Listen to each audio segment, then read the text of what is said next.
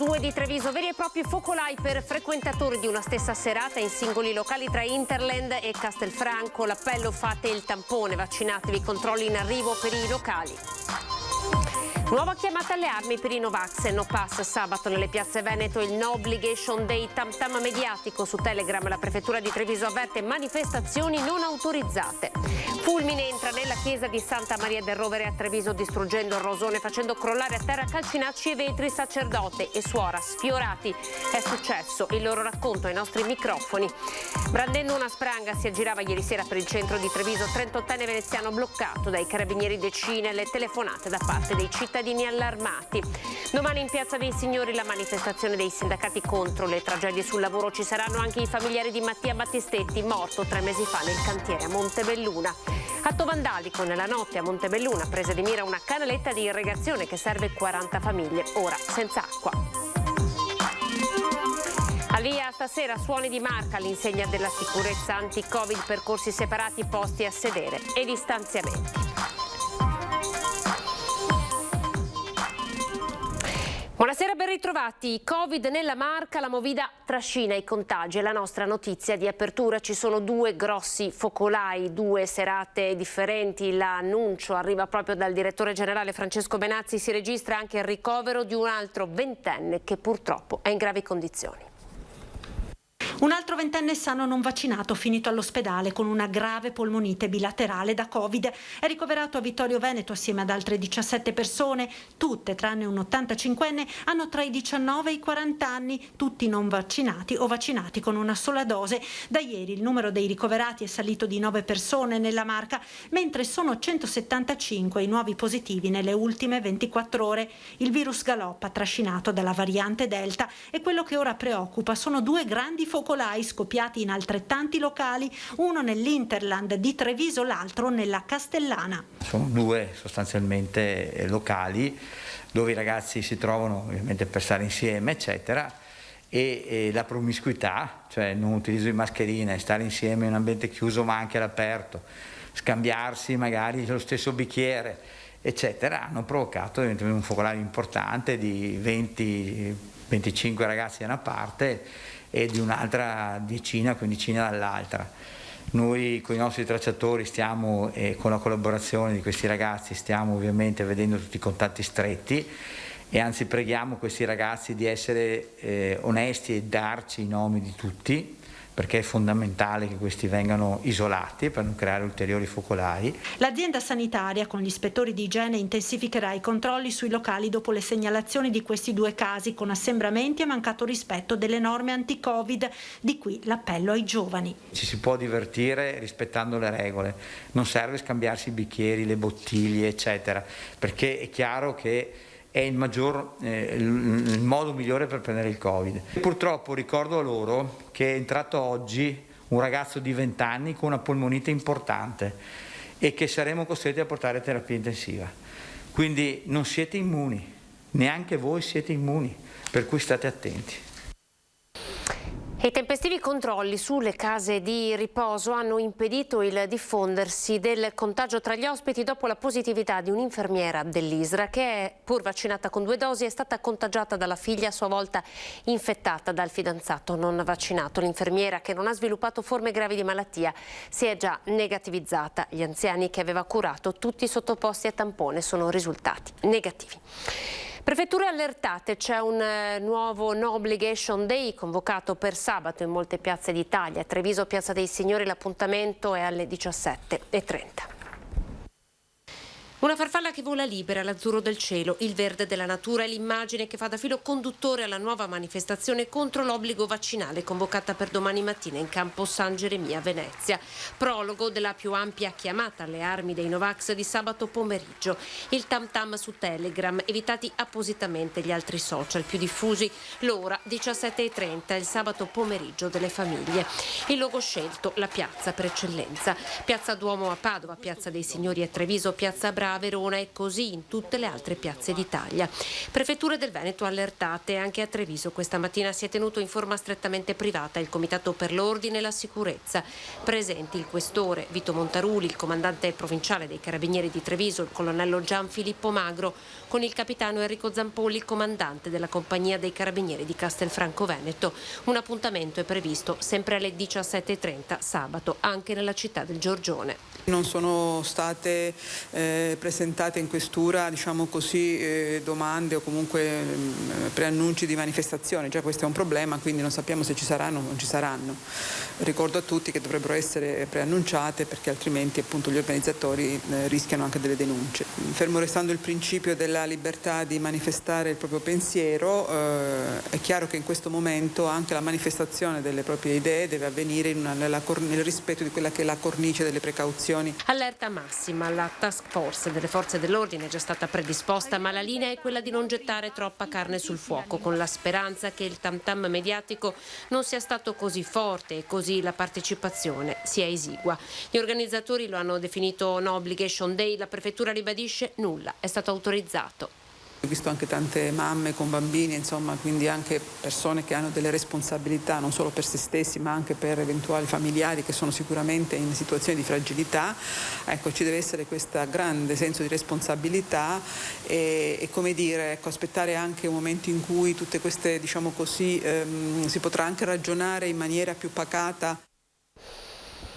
Dopo l'incontro a Firenze, flash mob di Veneto Imprese Unite per presentare una proposta di emendamento di modifica al decreto Green Pass a tutte le forze politiche. L'associazione raccoglierà fotografie di pubblici esercizi trevigiani per realizzare un collage insieme ad altri locali associati d'Italia. Abbiamo deciso di proseguire assieme il percorso di protesta contro un governo che ha scaricato ancora le responsabilità di nuove limitazioni e dei relativi controlli sui ristoratori, ha detto Aiello. Impedendoci il controllo del Green Pass dal 6 agosto offriremo fianco a critiche da parte di clienti contrari al provvedimento, recensioni negative e lungaggini in fase di controllo che rallenterebbero il servizio in un periodo in cui tutti lavoriamo da staff ridotto. Dunque la convocazione del flash mob da parte di Veneto Imprese Unite. Green Pass in aula, andiamo a scuola, ci vorrà ancora una settimana per capire quali saranno le decisioni che poi di fatto avranno delle ricadute anche sul nostro territorio. Intanto abbiamo sentito dei giovani trevigiani. Ci vorrà ancora una settimana per capire come ripartirà la scuola a settembre. La presentazione del piano agli enti locali dunque slitta ancora. I governatori torneranno ad incontrarsi perché il tema è delicatissimo. All'orizzonte sembra solida l'ipotesi dell'obbligo di vaccinazione per professori e studenti con più di 12 anni. Tra i giovanissimi a sorpresa idee polarizzate ma molto chiare, ragazzi consapevoli e preparati. Le famiglie giocano ancora un ruolo importante. Faccio il vaccino il 20 agosto e sono felice di farlo. E tu? Anche su me sono d'accordo. Anche io devo andare a fare il vaccino, però non mi ricordo il giorno. Pensi che sia giusto chiederlo ai ragazzi? Sì. Penso sia giusto vaccinare tutti quanti, anche l'obbligo del Green Pass. Anche gli insegnanti? Sì, cioè è più sicuro per tutti alla fine. Che è l'unico modo per poter comunque ripartire in tranquillità. Io penso che per quanto riguarda i professori perlomeno sia giusto che sia obbligatorio il vaccino a meno che non abbiano determinate patologie. Per noi ragazzi è giusto anche quello, ma sentivo ad esempio in questi giorni che c'erano questioni su una possibile miocardite in quanto per quanto riguarda i maschi perlomeno giovani, quindi valutare un attimo. È giusto, grazie. Perché? Perché a mio avviso tutela sia i ragazzi che le famiglie. Secondo te tra i tuoi compagni quanti saranno vaccinati a settembre? Credo tutti, perché facendo tutti sport siamo nell'ambito dello sport, quindi credo tutti. Man mano si capisce che è una cosa che si fa non solo per se stessi ma anche per il bene di tutti. Ognuno appunto fa le sue scelte, anche perché non sappiamo cosa ci mettono nel corpo, quindi per ora niente vaccino. I tuoi sono vaccinati? Sì, però anche loro erano contro, quindi... E si sono convinti così? Diciamo più è stata forzata, dato che hanno un ristorante. Andiamo ora a Santa Maria del Rovere. Ieri un fulmine è entrato in parrocchia dopo aver distrutto una pesante erosione mentre stavano passando un sacerdote e una suora. Li abbiamo ascoltati. qua era. Sì. E dopo? A un certo punto c'è un boato, morto è vero, ho detto io. E vedo che viene su un vetro, e dopo poco viene su tutta la finestra. Capita tutta la finestra. Ma la cosa è incredibile. Avevo dietro dei gambe, sulle gambe i vetri, mi capitai. Un attimo prima il suo Rosalba e con lei Don Abramo sarebbero stati investiti dalla pioggia di pezzi di vetro, di pietra e di legno infuocato precipitati dal rosone della chiesa di Santa Maria del Rovere, centrato da un fulmine. Tutto accaduto alle 18:30 di ieri durante un forte temporale, quando i due religiosi si accingevano alla celebrazione della messa serale nella cripta della parrocchiale. Poi uscivamo da lì e avanti e Don Abramo tutto tranquillo via se va in chiesa. Ho detto guardate che roba, ho detto qualcosa che sta succedendo, e dopo poco mi capita su tutta la finestra una bomba proprio sì ma mi sono chiesto, non ho mai sentito una roba simile, un rumore simile, no. Dopo un primo momento di incertezza, sua Rosalba non si è persa d'animo e, forte dei suoi 86 anni, ha cercato di salvare il salvabile dall'acqua. L'acqua che veniva dentro, che c'era l'organo che è tutto bagnato sopra. Insomma, non sapevo più cosa fare, allora sono andata in chiesa e ho chiamato un signore, un uomo, che venisse a aiutarmi, mi ha aiutato a spostare l'organo. Questa mattina sopralluogo dei tecnici e dell'impresa per mettere in sicurezza la chiesa, lavori dal costo rilevante, considerando gli oltre 15 metri di impalcature solo per chiudere temporaneamente il rosone. Comunque le messe le celebrate lo stesso? Mamma mia, stiamo preparando adesso velocemente la chiesa per adeguarla. Per esempio sabato abbiamo un matrimonio. Da una stima parziale si parla già di non meno di 20.000 euro, però tutte cose che per fortuna si possono rimettere a posto, ha concluso il parroco, per una vicenda che poteva invece finire davvero molto male. Don Adelino ha detto, vuol dire che il Signore ti vuole qui, ha detto, perché hai proprio salvato la vita, ti sei salvata la vita. Invece sono state tante le chiamate al 112, ieri cittadini allarmati che hanno visto un uomo girarsi per Treviso con una spranga. Ore 20:30, centrale operativa dei Carabinieri di Treviso. I telefoni cominciano a squillare ininterrottamente. È allarme per un uomo che, brandendo una spranga di ferro e minacciando i passanti, si aggira per il centro della città. Segnalazioni arrivano dalla pescheria, da via Manzoni e piazza Burchiellati. Subito si muovono le pattuglie che poco dopo intercettano l'uomo, un veneziano di 38 anni. Senza documenti pronuncia frasi sconnesse, in evidente stato di confusione. Si è disfatto della spranga ritrovata dai militari sopra una cassetta della posta di un condominio in via Manzoni. Nel corso della movimentata passeggiata in centro, l'uomo avrebbe anche danneggiato una vettura in sosta. Se arriverà la querela del proprietario, verrà denunciato anche per questo. Al momento l'accusa nei suoi confronti è porto abusivo di oggetto atto ad offendere. Bloccato dai carabinieri, il 38enne è stato poi trasportato al pronto soccorso per accertamenti sanitari. Il dramma degli incidenti sul lavoro, fermiamo le stragi sul lavoro, questo è lo slogan che porterà i sindacati uniti domani in piazza alle 17 a Treviso. Il dramma degli infortuni sul lavoro. Dopo i drammatici fatti degli ultimi giorni, CGIL, CISL e UIL lanciano un grido d'allarme, richiamando le istituzioni ed il mondo produttivo della Marca ad intervenire in maniera decisa sul tema della salute e della sicurezza sui luoghi di lavoro, con una manifestazione in Piazza dei Signori. Chiediamo alle controparti e anche alle istituzioni invece di istituire un tavolo serio, un tavolo concreto che possa affrontare il tema della sicurezza invertendo le condizioni e mettendo al primo posto la cultura della sicurezza piuttosto che la cultura del profitto.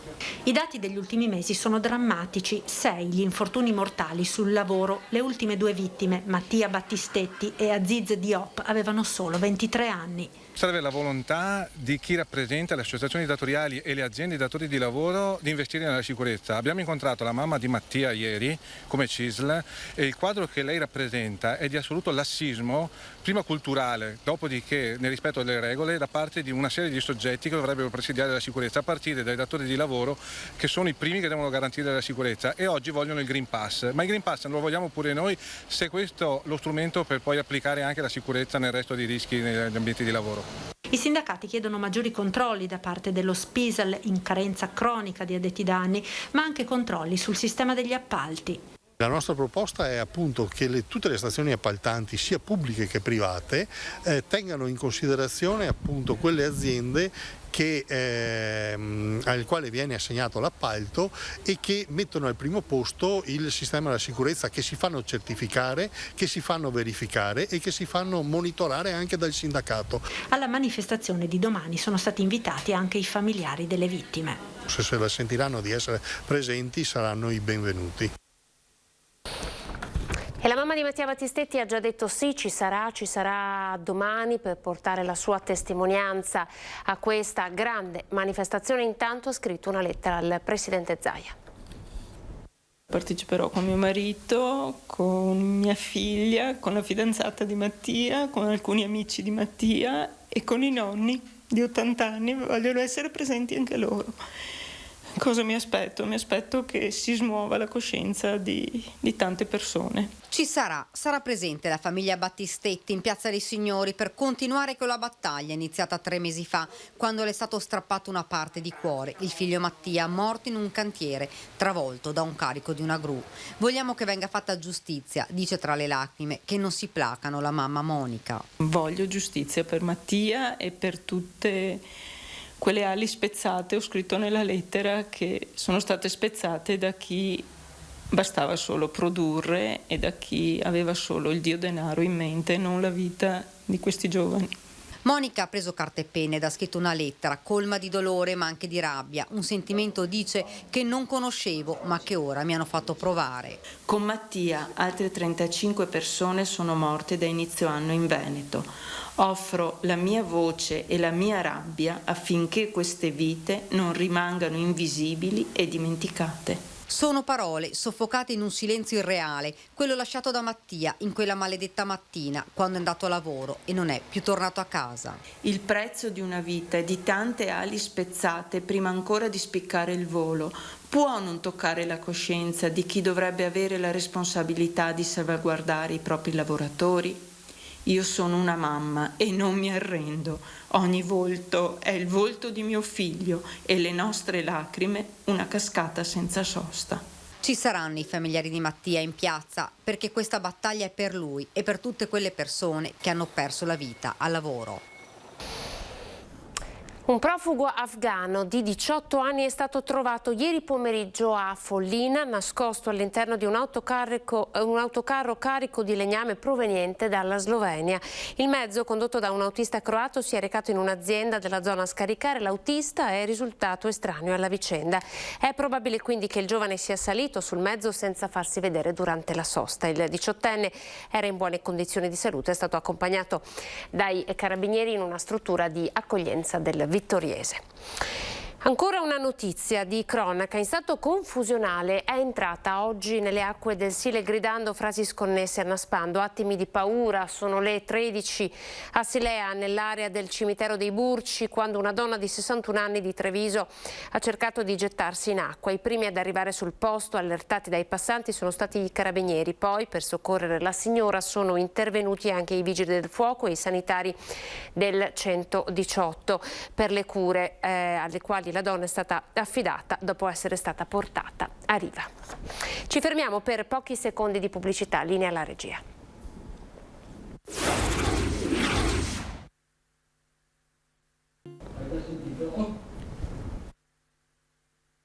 Atto vandalico nella notte, ripartiamo da Montebelluna. Buonasera, ben ritrovati. 40 famiglie senza acqua per orti e giardini. Vediamo.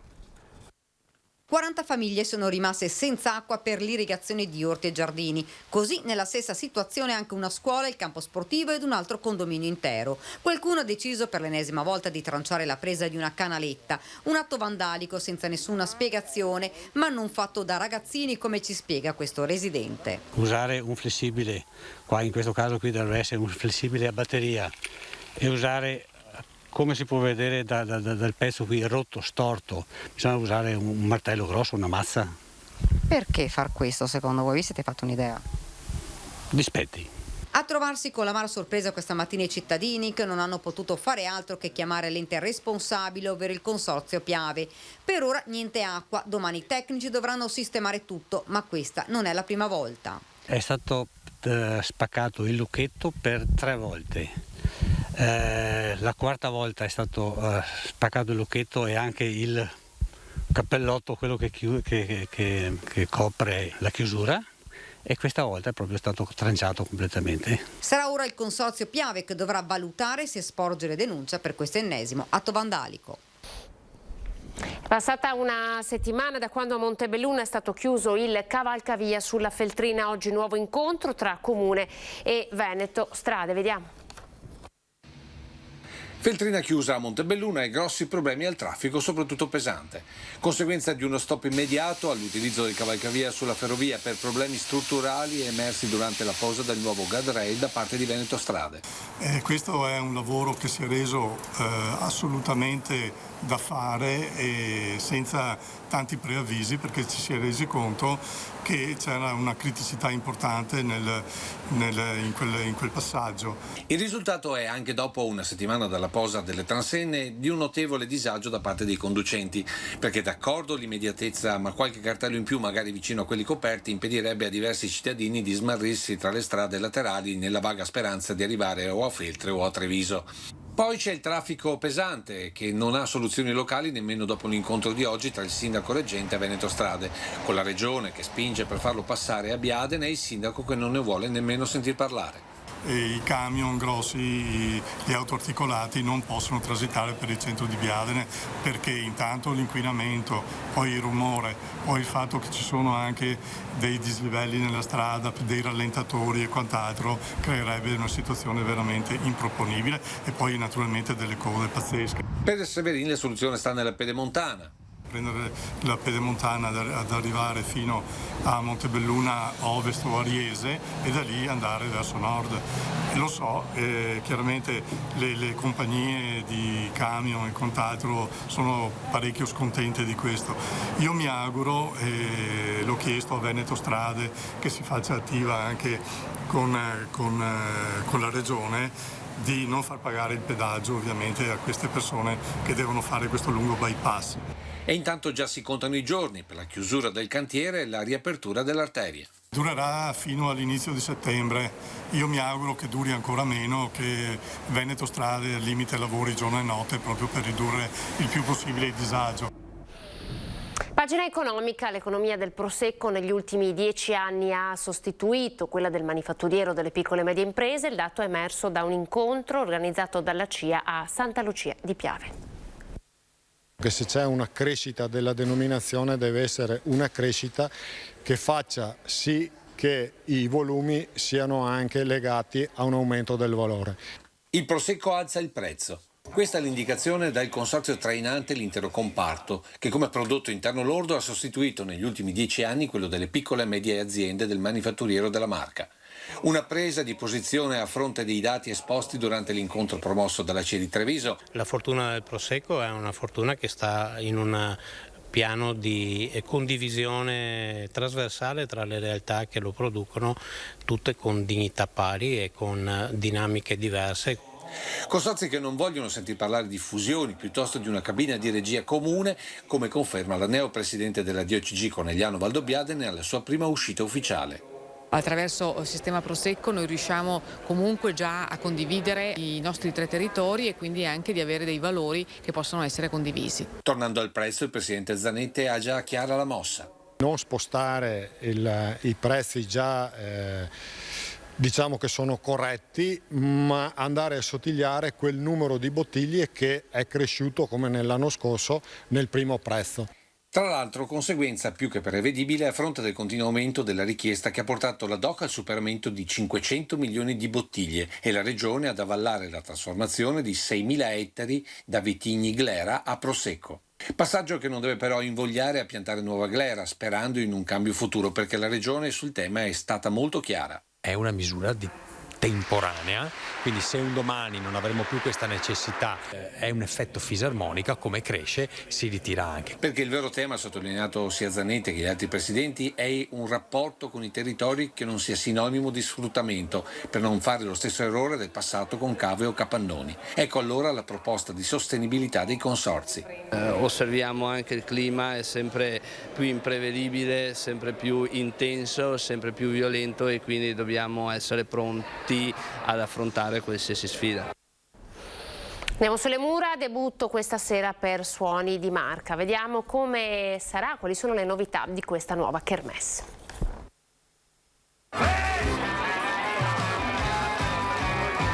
Lo spazio libero, fronte, bastioni, affollato e festante, nemmeno quest'anno ci sarà per la nuova edizione di Suoni di Marca. Tornano le sedie davanti al palco, ma le mura di Treviso vogliono tornare a trasmettere musica con concerti e banchetti, con le tradizionali panche all'aperto e i chioschetti. I preparativi già da stamattina con l'organizzatore Paolo Gatto per il debutto di questa sera.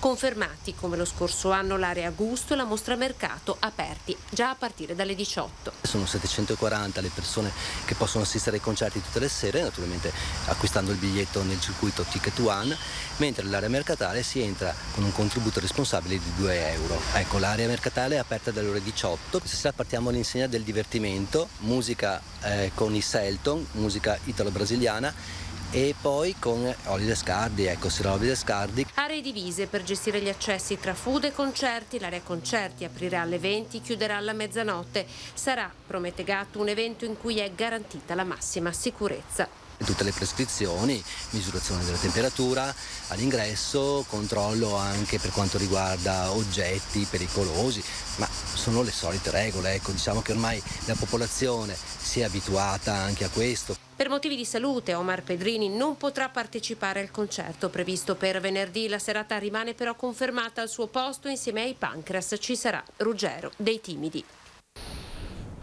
Apriamo la pagina di Belluno.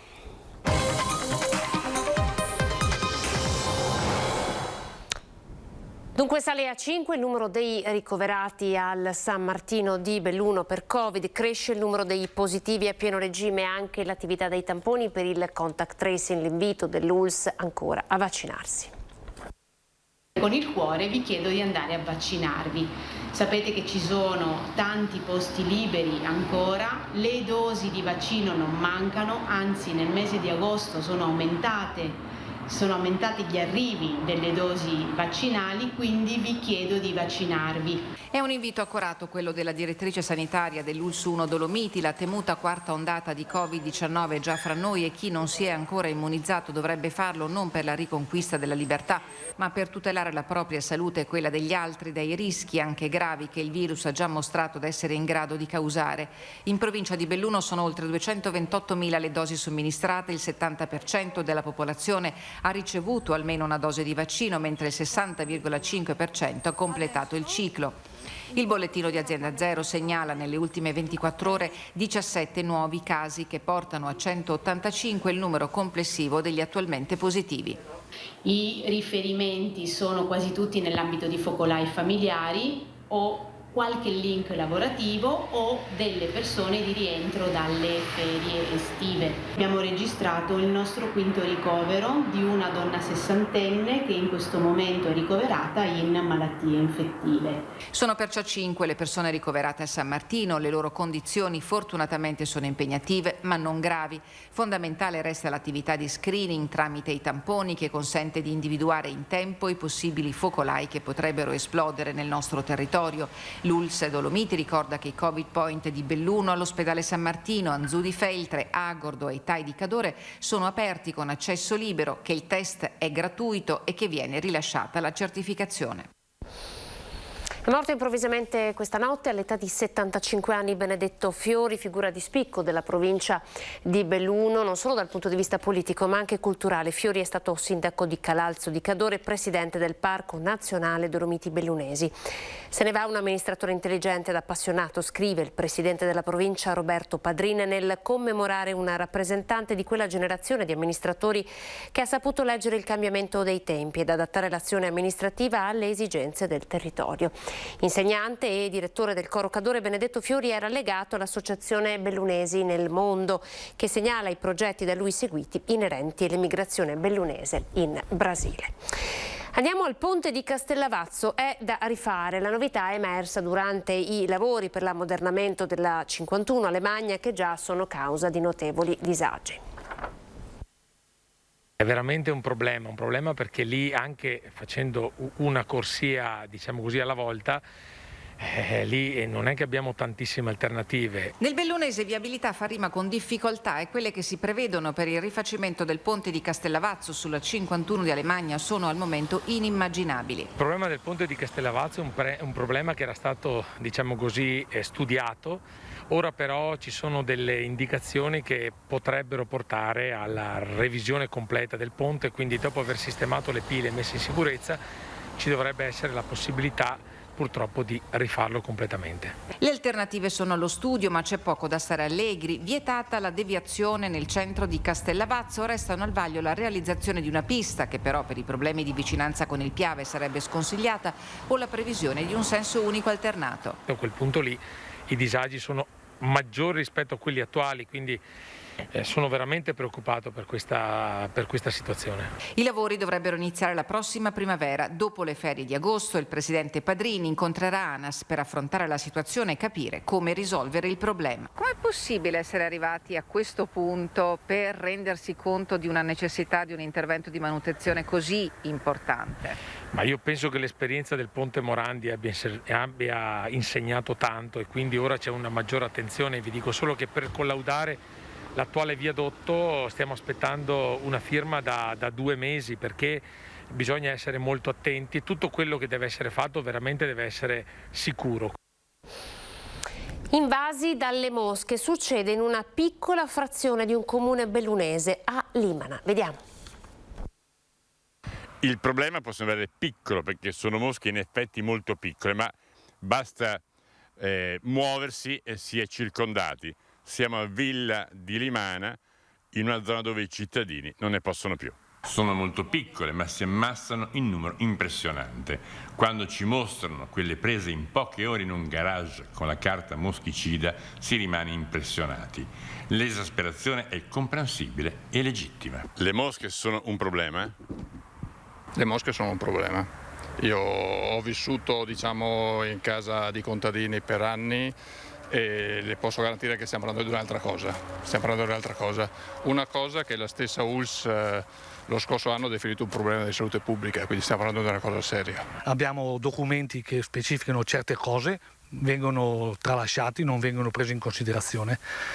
Ci fanno passare come delle persone che fanno del problema una cosa più grave di quello che è. I controlli sono venuti l'USL, la sindaca, tutto, non siamo proprio ignorati completamente, però purtroppo la soluzione non l'hanno ancora trovata. La palla passa a chi è deputato a garantire la pubblica salute. Il comune ha fatto la sua parte e ora, tanto quanto i cittadini, attende risposte e misure a tutela delle persone coinvolte dal problema. L'amministrazione comunale si è interessata della massiccia presenza di mosche in alcune frazioni del comune sin dall'insorgere della problematica e ne comprende appieno il disagio.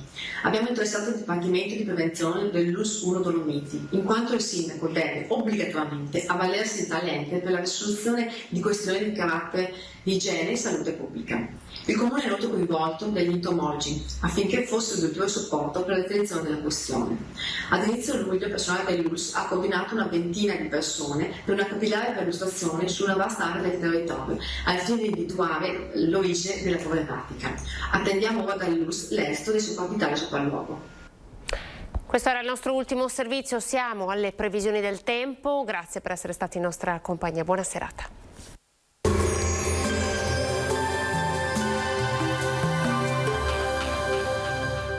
Autodemolizioni Signor, a Villorba dal 1969 al vostro servizio. Rottamazione auto, vendita ricambi nuovi e usati, vendita autovetture sinistrate o usate. Ben ritrovati al meteo. L'anticiclone africano si rinforza sull'Italia, determinando una giornata soleggiata sul nostro territorio, ma anche calda. Vediamo insieme la previsione per venerdì 30 luglio. Sul Veneto, dopo la sfuriata di maltempo che ha causato danni e disagi in numerose zone, l'alta pressione ci regala un tempo più asciutto e stabile, con tanto sole ovunque. Al pomeriggio sarà possibile soltanto qualche veloce acquazzone sui rilievi. Temperature stazionarie o in lieve aumento, minime tra 18 e 23 gradi, valori massimi compresi invece tra i 29 e i 34 gradi all'incirca. Ci spostiamo ora sul Friuli Venezia Giulia, dove lo scenario sarà lo stesso. Bel tempo anche qui, con ampio soleggiamento un po' su tutti i settori, isolati rovesci entro sera sui monti. Temperature minime tra 20 e 25 gradi, massime sui 30-33 gradi. Infine diamo uno sguardo alla situazione del Trentino Alto Adige. Anche qui sarà soleggiato dappertutto, con qualche temporale pomeridiano un po' a carattere sparso. Temperature minime intorno ai 17-19 gradi, massime infine sui 32 gradi all'incirca. Dal meteo di Antena 3 per ora è tutto, grazie per l'attenzione e arrivederci al prossimo aggiornamento.